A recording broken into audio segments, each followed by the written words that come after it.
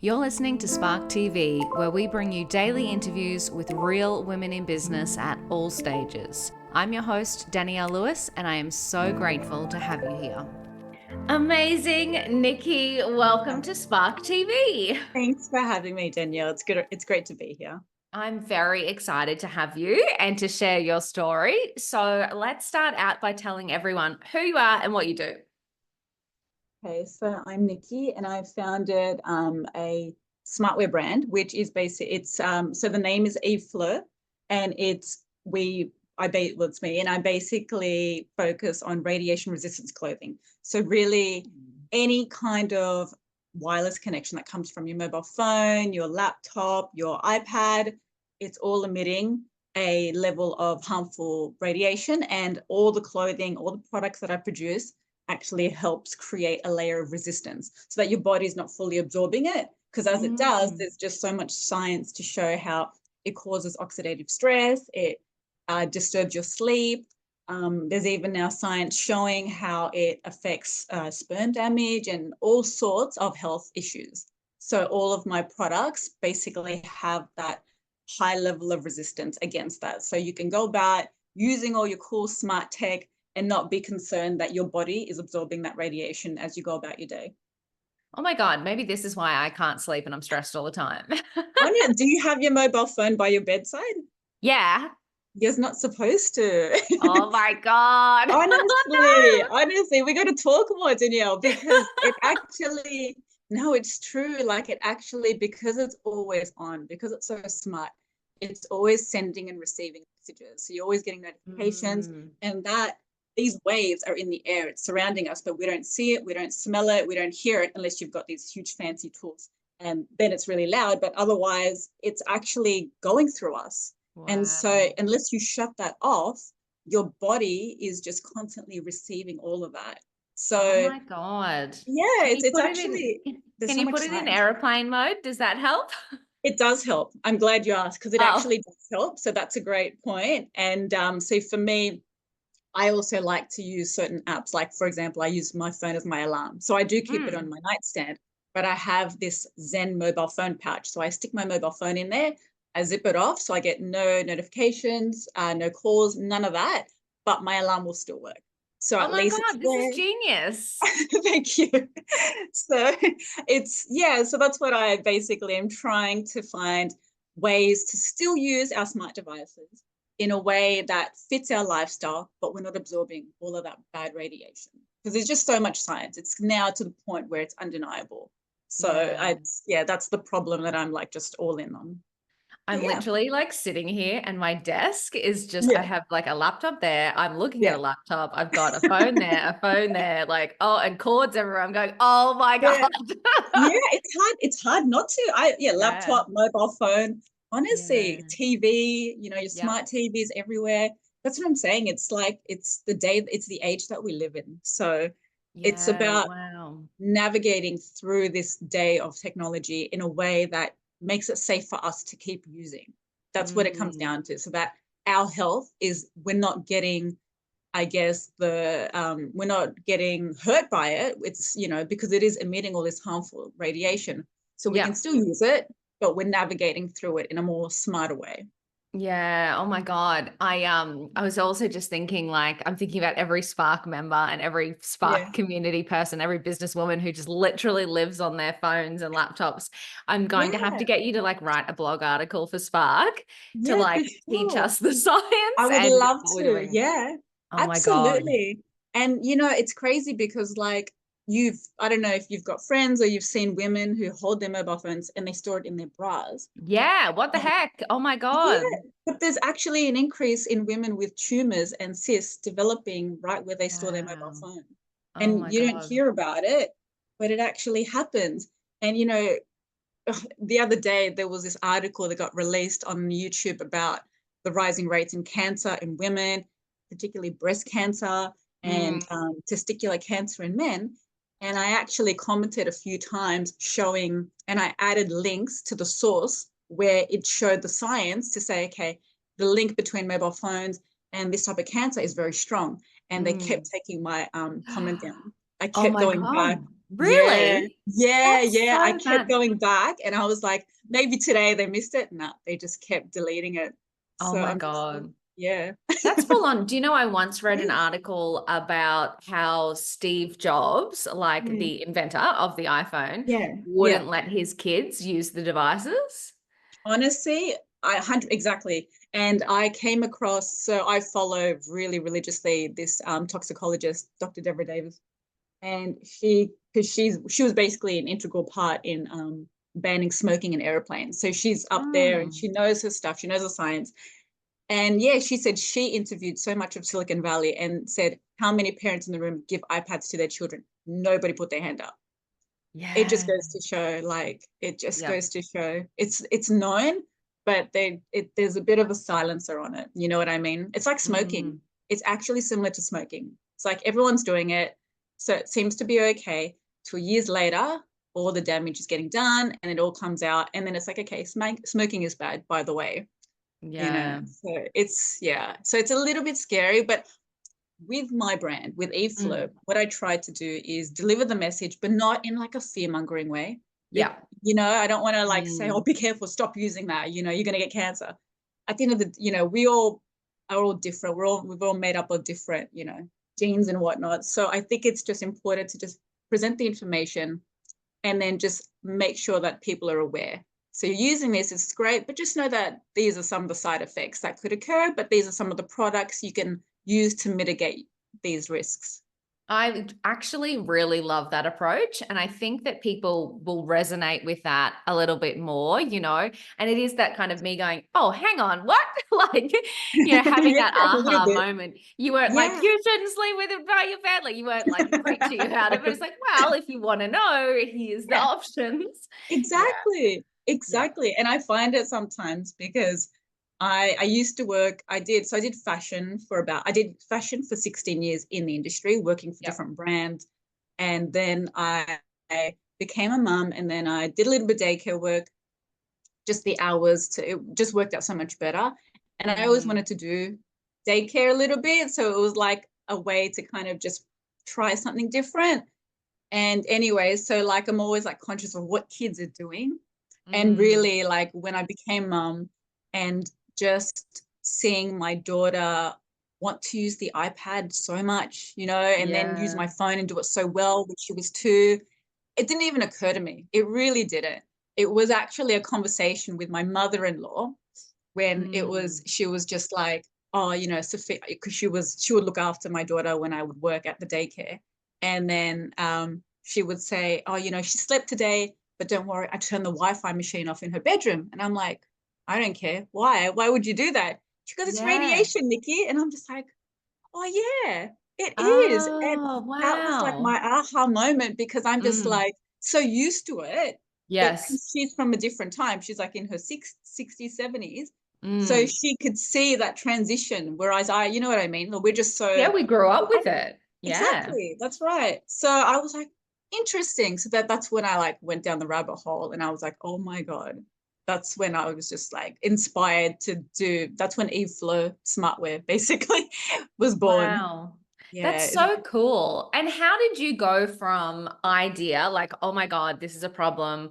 I have the skills to create a product that can solve or help at least mitigate some of these issues. How did you go from having that aha moment, that idea, to actually bringing out like your first item? So that was actually, it's a good question because I started off it was, when was it? I can't remember exactly what year. So my daughter's always been my fit model. So she was 3.5 when I started this, and now she's 8. So I've been like, this has Wow. been in constant development. But the first product I brought out was what I called a magic mat. So it was just like a piece of fabric, like smaller than a blanket. And then said, Sophia, every time you use your iPad, use your magic mat. And I called it a magic mat to hope that it would kind of like, Yeah, I'm make it like, I fun want a for her. magic mat. This sounds exciting. Yeah, yeah. So I was like, Sophia, your magic mat. But then I realized after trialing it with her, and then I would give one to my friends and their children. It's like it's a habit, it's a habitual thing, and it requires Mm. discipline. And if you don't Yeah. have that, and the child, how are they going to have that? Like they don't care. They don't have that Mm. kind of knowledge to do that unless the parents are always on it, which is just another thing to be on top of your children. So Yeah. it became, I was like, okay, that's not really working. So yeah, so then I then said, okay, you know what can they wear that they won't have a trouble? Like once it's on, it's on. So I'm like, okay, t-shirts. So I did my first, and I still do them today. I do bamboo t-shirts, and Mm-hmm. I have inbuilt really, really high efficiency lining within them. And I use Ah. sustainable bamboo because sustainability is actually really important to me where I can apply it.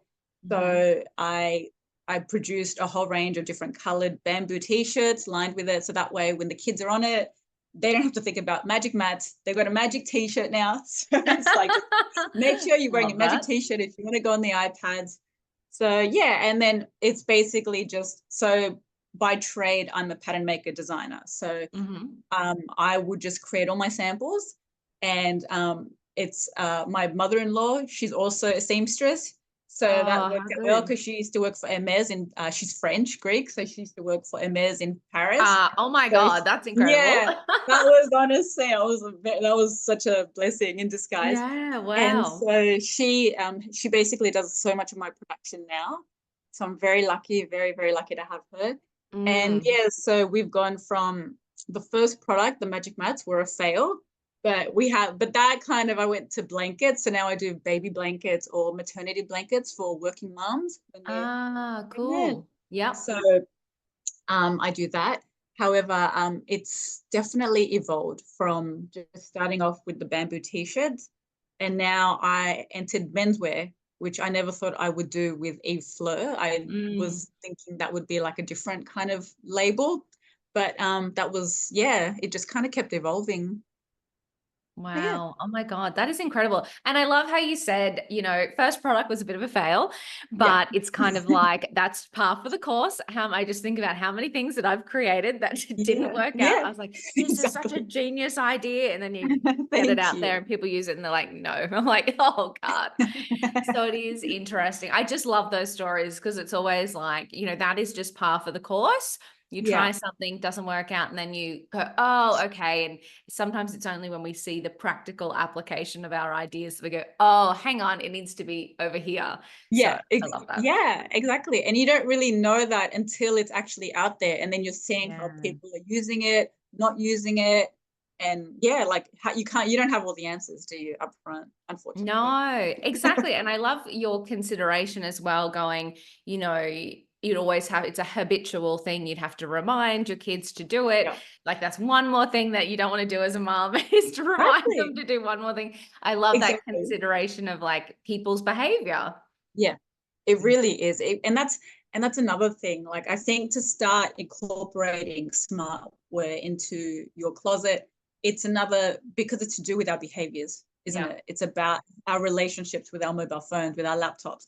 We're just so reliant on it. So making that, I think when it comes to people understanding how it does have detrimental effects, because a lot of people I think are very Mm, skeptical as yeah. well, because I've Yeah. noticed myself, like when I've tried to talk to people about it and they don't know me, it's like, "Oh, what are you talking about?" But it's Yeah. like, okay, I thought it was the right thing, but who am I? You're right. Who am I to tell you? But You are amazing. You bloody it's true preach though. this. Oh, thank you. But I think because when you're just surrounded by it and you just see everybody Mm, doing it, right now it's just a really early phase. So yeah, it's just about raising awareness and just giving it time. And you know what? To see the scientists and all the toxicologists and all these health and wellness mm, influencers coming out now mm. speaking about it. Andrew Huberman, Deborah Davis, all these people on YouTube, they're all coming out and saying, actually, there's a lot of science to show that it does. So it's like, I Yeah. hate to say I told you so, but I'll let you figure it out. You're like, I'll let you watch this video and then come back to me. Yeah, But I mean, it's interesting that's right. because, yeah, well, I mean, I just find it interesting because, maybe like a decade ago, people didn't believe in climate change and global warming. And, there was all of these little things that we've Exactly. had to do. Yeah. You think about now where we're all using paper straws and not particularly loving them because they Right. disintegrate. However, Not at all. no, but Exactly. it's not like we're sitting here now going, what are you talking about? We should definitely use plastic straws. So you're so right. It's these, I guess we just live our lives in the world and we kind of ignore everything and go, it's fine, it's fine, it's fine, because I grew up with everything like this. Yeah. And it's not until almost decades later where there have been people like the early adopters that see these issues and go, no, Yeah. we've got to act now if we want to create change. But it takes the rest of the Exactly. world a long time to get on board. Exactly. Honestly, I couldn't put it better myself. That's exactly right. It just takes more awareness, which happens with time, I guess. So yeah, Yeah. Well, so and I true. think when you've got a product or you're in an industry where you're kind of pioneering a new idea, it's like good on you because it's not easy to sit Thank there and you. go, okay, you've got No. to believe in this stuff that no one's talking about. So I Yeah, know like it is such a exactly. difficult path to walk. Oh, it really is. It really, really is to like because you're almost convincing them. Like I'm not trying to convince them to sell it to them. Like I'm not trying to sell Mm, my product necessarily. I'm just trying to raise awareness.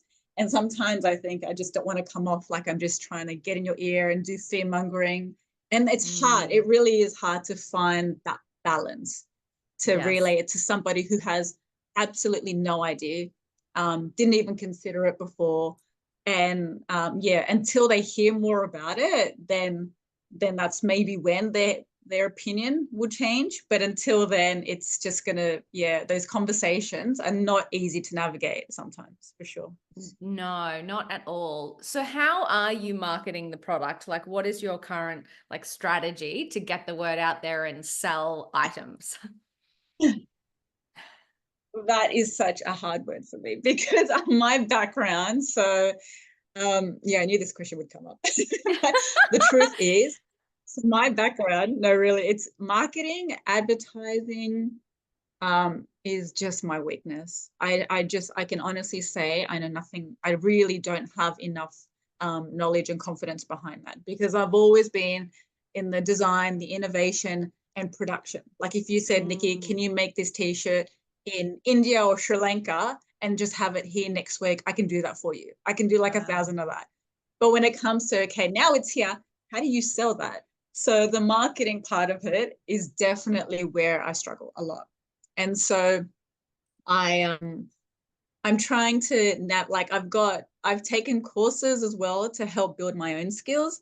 But what Love I it. found is that every time I put together a video or a post, because of my lack of confidence in that area, I Mm, definitely overthink it and then I'm not happy with it, right? So then what I did, there was a time where I thought, okay, I'll hire a VA. So I did mhm, that, and she was fantastic. I got to admit, she produced content.